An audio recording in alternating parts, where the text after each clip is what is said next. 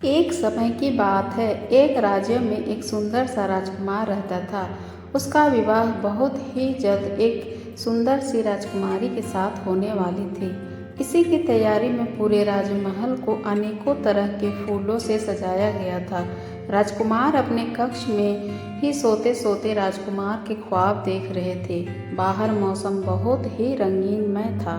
राजकुमार जब खिड़की से बाहर की ओर झाँका तो उसे इस सुहाने मौसम में राजकुमारी से मिलने की इच्छा जाहिर की। इसलिए उन्होंने अपने राजमहल से सभी से छुपते छुपाते एक घोड़े को पकड़कर उसमें बैठ गए और अपने महल से दूर राजकुमारी से मिलने चले गए। जाते हुए बीच रास्ते में उन्हें पानी प्यास लगी।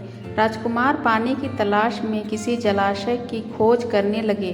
कुछ समय में उन्हें एक जलाशय दिखाई दी।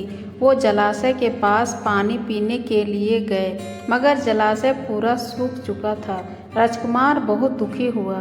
बहुत मुश्किल से तो जलाशय मिला था, मगर उसमें एक बूंद पानी भी नहीं था। उसके बाद राजकुमार भटकते भटकते किसी झोपड़ी के पास पहुंच गया।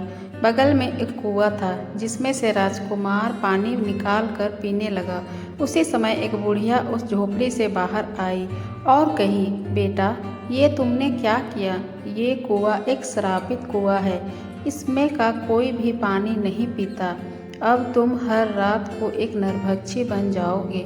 उसके बाद तुम्हें कुछ भी याद नहीं रहेगा। तुम्हारे सामने कोई भी होगा, उसे तुम खाने के लिए उस पर हमला कर दोगे। इस पर राजकुमार ने कहा, हे माता, इसका कोई उपाय है क्या? आप ही इसका कुछ तोड़ बता सकती हैं। बुढ़िया ने कहा, बेटा, इसका सिर्फ एक ही उपाय है। यहाँ से 5 कोस दूर एक पहाड़ है, जिसमें एक संजीवनी बूटी नाम की पौधा है, जिसके रस को पीने से इस श्राप से मुक्ति मिल सकती है। और कहा, बेटा, लेकिन तुम्हें रात के समय किसी अच्छे से जगह में छुपना पड़ेगा, अन्यथा तुम किसी को भी हानि पहुंचा सकते हो। राजकुमार ने कहा, ठीक है माता जी।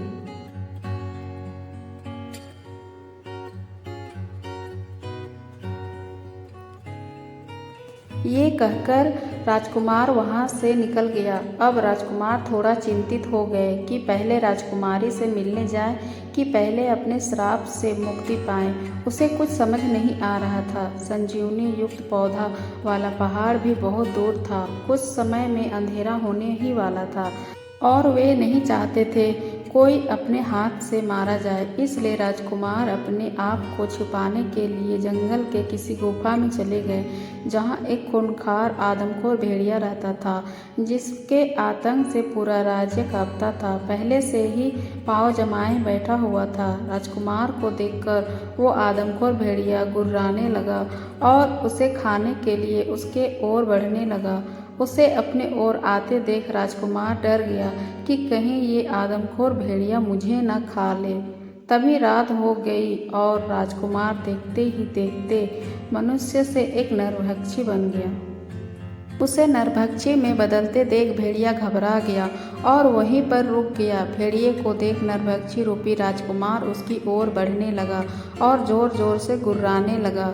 उसकी आवाज़ से भेड़िया डर के मारे वहीं बेहोश हो गया और उसे नरभक्षी रूपी राजकुमार खा गया। अगले सुबह राजकुमार पुनः अपने असली रूप में आ गया और वहां से उस पहाड़ की ओर निकल गया। गुफा से निकलते हुए गांव के कुछ लोग राजकुमार को देखे और उसके पास जाकर उसे पूछने लगे, हे वीर पुरुष, आप कौन हैं जो इस भयानक गुफा से आ रहे हैं? इस गुफा में तो एक खूंखार आदमखोर भेड़िया रहता है। तुम्हें कुछ नहीं किया क्या? राजकुमार बोले, नहीं, मुझे तो कुछ नहीं किया। वो वही गुफा में मरा पड़ा है।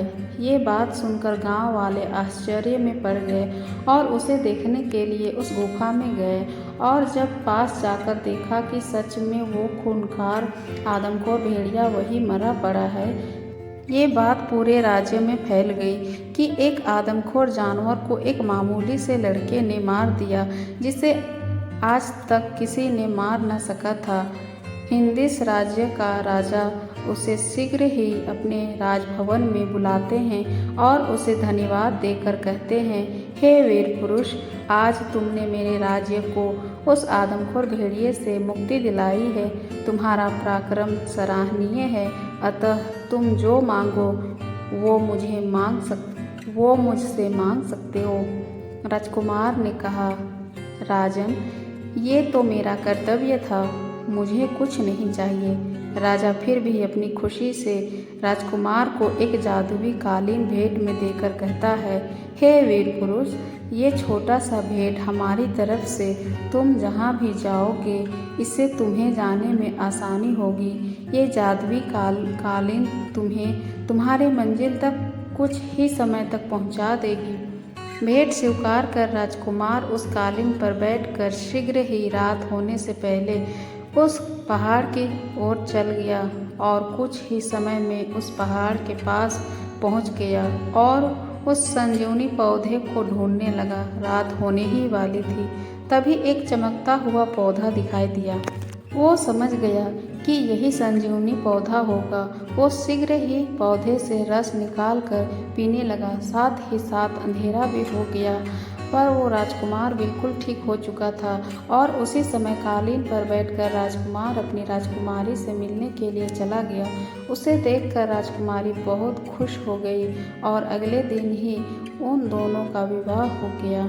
तो मेरी ये स्टोरी आप लोग को कैसी लगी, आप लोग कमेंट करके ज़रूर बताइएगा और मेरे चैनल को लाइक, शेयर और सब्सक्राइब ज़रूर करिएगा। मिलते हैं अगली स्टोरी में, तब तक के लिए bye bye, good night, good morning.